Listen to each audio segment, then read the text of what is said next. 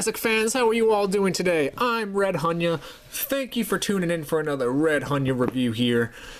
As promised, I am going to be reviewing the Jurassic Park 3 Hasbro human figures from 2001, based off the feature film, or most were based off characters from the movie. You know, looking back in 2001 when I was collecting these figures as well, I was never really a huge fan of Jurassic Park 3, but I still enjoyed it as a kid. So I still collected the toys. It was still fun, but I still even remember back in the day, it really upset me that they sized the human figures down. The Kenner humans were like 4 inches tall, and these guys were sized down to about 3.5 inches tall, so it was kind of really depressing, and I don't know. It depressed me back in the day that the human figures were sized down. But it's funny, looking back on these now, like what, with 15 years later now, they're not as bad as I thought they were, considering what Hasbro gave us for the Jurassic World line. Like, I thought these were as worse as it could possibly get for human figures. Fast forward to 2015 Jurassic World toy line, and now these things look like frickin' solid gold bricks. Alright, I'm sorry. I'm not purposely hating, but so I guess you could say, like, looking back on these now, they're not as bad as I thought they were back in the day, but even back in the day, I didn't think they were terrible, but they still kind of depressed me. But I have in front of me, and we're going to be reviewing the entire Wave 1 series of humans. I'm not sure which one to start, so we're kind of just going to start this off. We got 5 human figures here, part of Wave 1 to get through, so let's kick this off. Why not? Let's take a look at Dr.Grant first. Probably the best character in the entire film. Dr. Alan Grant, or the only character that anyone really cared about in the actual movie. Right off the bat, if you couldn't already tell, all the human figures in this Jurassic Park 3 line, while they all come with some kind of dino-tame weapon or some kind of form to protect themselves, they all come with a hatchling dinosaur, reminiscent to the Kenner days of all the Kenner humans coming with hatchlings. So, like, kudos to you, Hasbro, for actually including hatchling figures. And some from here in the Jurassic Park 3 line are actually pretty cool hatchlings that I would say almost rival some of the Kenner hatchlings. So Dr. Grant, being the raptor expert, the velociraptor expert he comes with a velociraptor hatchling. Jurassic Park 3 mark on its legs. Got the claws. Looking pretty sweet for a raptor hatchling here, ladies and gentlemen. It's almost kind of the same colors as the Alpha Raptor from the line, the red React Attack Velociraptor. A pretty halfway decent paint job here. But no posable parts, but either way, the fact we got baby hatchling dinosaurs here with the human figures is freaking awesome. Dr. Grant here looks kind of like he does in the movie. I mean, considering it's an action figure form, so it's not too many complaints. He's missing his trademark hat, though. He doesn't have the hat, but he does have this bandana around his neck, kind of like he did in the first movie. Posability isn't really all too much. I'm sure you can imagine no bendable knees, so the legs kind of go forward and back, and the arms can go 360 if you really want them to. Then they kind of get hindered here on the backside, so it can't really go 360, but if you want to, I don't know why you would anyway. Kind of cool. I mean, this was the Alan Grant I had back in the day growing up, or that I bought, I remember purchasing. It's got a lot of rips and tears in his pants. Looks like he's been through hell on a dinosaur island. And here's his dino-tame weapon. It doesn't really say what this is. It just says dino-tame weapon, so this is a form he can protect himself. I don't remember him having this in the movie. Kind of a weak attack action. I mean, it's supposed to... You can grab the raptor and blah blah blah and pick him up and whoa, throw him over there. Not a bad way to defend yourself, I guess. If you push this like really hard, it just feels like you can break it, because the plastic just feels like, I don't know if you can even see it, like it's really wobbly. It's not really the best. It's almost like the Chaos Effect Ian Malcolm feature with, yeah, you know, the Chaos Effect Ian Malcolm. He had basically like almost the same kind of feature. So yeah, that's the Dr. Grant human figure from Jurassic Park 3 Wave 1. Comes with a Velociraptor baby and his dino-tame weapon, which he can hold in his hands, and the weapon's almost just about the same size as him himself. But hey, you're on an island of dinosaurs, you need a big weapon to defend yourself. Even if it's just a claw. On to the next human. So why not talk about Eric Kirby next? Here's the Eric Kirby action figure. Eric Kirby, the character which the entire plot of Jurassic Park 3 centers around, rescuing this little boy off the island of Isla Sorna after he goes parasailing with his uncle, stepdad, whatever, and they get lost on the island, and they all have to go search and find him. And yeah, that's basically the entire plot of the movie. Pretty minimal articulation here. I mean, the arms can kind of move 360 like you'd expect. He's permanently got a flashlight stuck in his hand. I'm gonna blind some dinosaurs with my flashlight. Head can kind of move. I don't know why you'd want to turn it 360, but yeah. He's got a backpack on. His legs don't really bend at all, or they can't move. He's kind of like, from his hips here, you can see, oh god, dead. But yeah, his torso has articulation here for whatever reasons. Got some pants, got some shoes. Eric Kirby's gear actually doesn't look like it's all torn up like a lot of the other human figures have rips and tears in their pants. And look at this. He even has a Game Boy here on his pants pocket, or on his leg here. He has a Game Boy. You know, when you're on an island of dinosaurs, you just want to play some games. Being stranded on an island of dinosaurs for 8 weeks. I like to call this one a deluxe hatchling. Or it's not even really a hatchling, more of like a juvenile. It's not as small as the hatchling here that comes with Billy, the Pteranodon hatchling that comes with Billy, but it's a medium-sized dinosaur, and its wings fold out here on these swivel pieces, you can see. The only thing is that you can have them out like that, but you're supposed to like fold them out to about that point. And that point. Got Jurassic Park 3 on its wing. Universal Amblin right there. Not really any other opposable parts. I mean, you can turn his head 360. I don't know why you would, but yeah. I kind of like the head on... I like the head and the colors on this, almost like the Alpha Pteranodon from this line. Just a smaller version. But not a halfway decently bad looking pterosaur figure here. I just wish there was more articulation on it somehow. But his legs are meant to pick up Eric Kirby, just like in the movie. Oh god, help me Billy, help me! And you can take him off and woo! Wow! So yeah, this Pteranodon can pick him up. He kind of just rests like that on this Pteranodon and drop him off, and yeah, that's basically Eric Kirby. Not really much else to this human and playset here.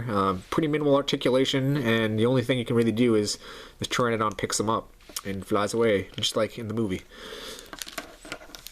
And so when Eric gets taken off by the Pteranodons, who has to go save him? Billy here. Billy comes with a hang glider backpack. I'm pretty sure it was a parasail parachute thing in the movie. But it looks more like a Far Cry hang glider here. So not really 100% accurate, but I guess they kind of got the colors right. I mean, in the movie it was kind of red. Kind of red. Yeah, not really much else to this. It's pretty plasticky. It's got this little red piece jutting out, so you can stick it onto Billy's back. And Billy can be flying. I'll save you, Eric. But yeah, it's kind of a weak paragliding backpack piece. Billy here, again, pretty standard articulation for what you can expect. The head can kind of move, but it gets hindered by his shoulder piece here. Arms can move like you'd expect. The only difference is this one's kind of weird. It can move up like this, but then it also has this joint, so it can go upwards like that. I always thought his arm went upwards for this, so you can like hold this hatchling on his arm like he'd be holding a hawk. But kind of strange. I don't really understand why it moves up and down like that. But it can go 360 as well. Wouldn't say it looks 100% like Billy, but for action figure form here, it's good enough. Yeah. He just looks like he has some blue jeans, and he's got a few tears in his pants. So it's like when you're dealing with Pteranodons, rip your pants up. Yeah, and that's Billy. He's alright. Like I said, I'm not going to rate any of the humans from this line, but he's okay. Pretty much all these Jurassic Park 3 human figures are just okay. There's none that are really awesome. And here we go. We got my favorite character from the entire movie, Amanda Kirby. Oh, that was sarcasm, if anyone couldn't tell when I said my favorite character. If you haven't been able to tell, I really don't like the Kirby characters in Jurassic Park 3. I mean, Amanda really just pushes my buttons to the limits, like, Eric! Eric! Oh my god! And like having to listen to Leone scream the entire time and flail around in the movie. It was just really painful to watch. But either way, we got a human female action figure here. So I remember back in the day when I saw this, I was like kind of excited because like it was really rare we'd see female action figures in a Jurassic Park toy line. I mean, Ellie Sattler, and that was it. Oh, and Sarah Harding and the Kelly Malcolm exclusive figure. So like it was really rare to see a female human figure. Doesn't really look at all like Amanda Kirby, at all. But she's got a blue t-shirt with a white undershirt. And some tan pants and some dark brown boots. And some tears in her pants, just like all the other characters have. China Mark, 2000 Hasbro. Look at that booty. Just kidding, wow. Oh, man. Articulation, like I said, all the articulation on all these figures is the same, so like you don't really need me to keep telling. The head on this one can't move at all, though, really, and I don't want to like force it. But you all remember Amanda Kirby having a freaking grenade launcher, do you not? Yep, she has a grenade launcher. I'll admit, even though this grenade launcher did not appear at all in the movie, it's a pretty cool looking weapon. I mean, look at those ammunitions. Strange though, it's got grenades here on the bottom, so it looks like the bullets that this thing shoots are grenades, and it's got a handle for her character to hold it. And a little aimer on the top so you can aim. I guess that's what the top piece is for, because the bullet piece here doesn't fit. But strange, it's got grenades, so it looks, you'd think it would shoot grenades, but it's got this weird, I don't even know what to call this missile, this weird yellow missile, almost like something that came in the Jurassic World line, maybe. But you load this in, and the back piece comes through, the backup part of the missile comes through, and you push it in, you'll hear a click. That click, and then once that's like that, you're ready to fire. I'll set up the Spinosaurus here. I'll admit, I didn't like the way all these Jurassic Park 3 weapons had to fire. There's no like button you press, but to get these to fire, you have to take this back piece and push it forward, like that.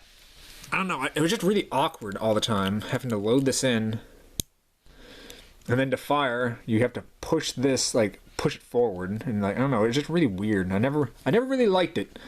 It was always awkward. I missed again. Strikeout. But yeah, that's Amanda Kirby and her okay weapon, I guess. But she comes with a pretty cool Spinosaurus hatchling here. Almost looks like movie colors. It's got tan, a white underbottom, the Jurassic Park 3 mark, a brown spine with some blue mixed in. I kind of really liked the Spinosaurus hatchling figure back in the day that came with her. I remember that's why I bought her, because she was a human female character, which was rare we ever saw. And she came with this pretty cool hatchling that's in a somewhat active pose. Yeah, no posability, but the Spinosaurus here representing the colors almost like the one in the movie, somewhat. For a hatchling, anyway.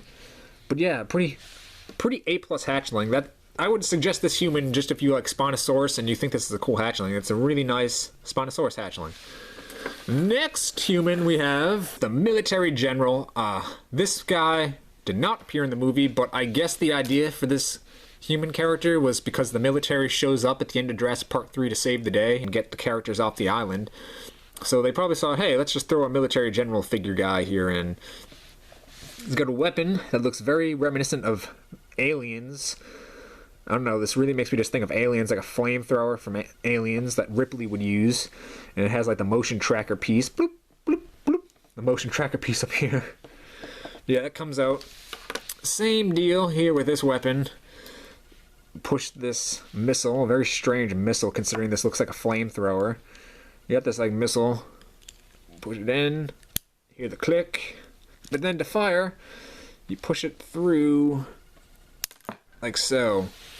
All these firing features aren't really even that powerful. Some of the Kenner figure pieces had more firepower, or the power that these pieces like projectiled out and were more powerful. See, like that. I just hit the T-Rex and didn't even, like, topple him over.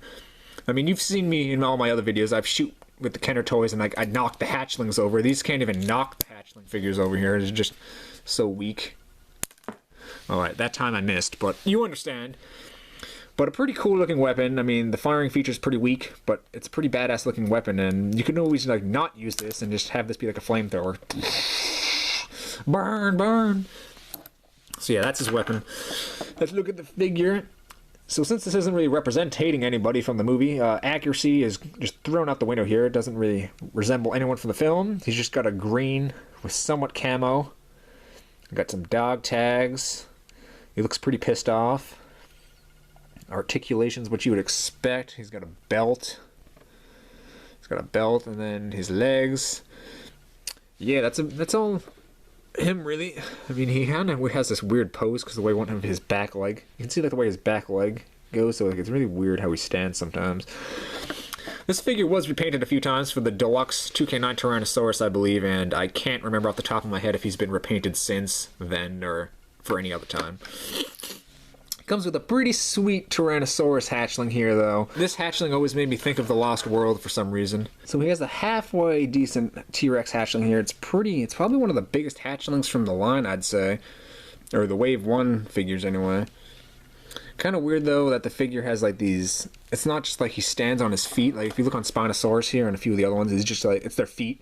This guy's got his feet and then, like, these extra plastic pieces that come out to, like, for balance, I guess. So it's, like, you can see the difference. His feet. For balancing, I guess, those extra plastic pieces are supposed to help him stand. But yeah, this is a halfway decent hatchling. The colors are pretty neat. The detail's alright for a Jurassic Park 3 hatchling, baby. And yeah, and you can always... This figure's in an active pose, and so isn't this guy, so you can always, like, reenact the fight scene. Fuck you, I'm winning the fight, motherfucker. Both of these hatchlings are really cool, and you can, like, reenact the fight if you were not fortunate enough to get any of the React Attack figures or the Ultra T-Rex or animatronic Spinosaurus. So yeah, that about reviews it for him. And that does it for Wave 1, ladies and gentlemen. That's all the human figures we got. We got 5, and the Wave 2 line, for the humans anyway, included 3 more human figures that I will be going over in the next video review. Give the video a thumbs up if you enjoyed this review of the Jurassic Park 3 humans, and post a comment down below and tell me which one of these 5 from Wave 1 was your favorite, or did you have any of these as a kid? At the time, they were kind of disappointing, but looking back on them now, they actually weren't as bad as I thought they were. I never thought I'd live to see the day to say the Jurassic Park 3 toys weren't as bad as something, or were better than something. Kind of strange, but I recommend them. They all retailed for $5 back in 2000 or the early 2000s when they were on store shelves. If you want to try to hunt them down nowadays, prices usually will be pretty fair for all the Wave 1 humans here. Probably you can find them anywhere complete, like I have, 100% complete, but for like $10, $15 a piece. No more than 20. Like, they wouldn't be $20 unless if they're more than $20, chances are they're probably going to be in the package, $20 or $30. Excuse me, I haven't tried hunting the human figures down in the box. I liked the Jurassic Park 3 line, but I didn't really like it enough to go collect stuff mint in box, nor do I really care to have any of the stuff mint in box nowadays. But I recommend them if you like Jurassic Park 3, and if you just want Hasbro human figures, because, like, thank God, like, back in a time when Hasbro actually gave us human figures, or at least tried to give us human figures. So, yeah. Wow, they kind of toppled over, probably from when I just hit the table. But thanks for tuning in, everyone. Leave a comment down below, share this video with other Jurassic fans, and tune in next week as I will be reviewing the last 3, the Wave 2 figures. Take care, everyone, and I'll see you next weekend.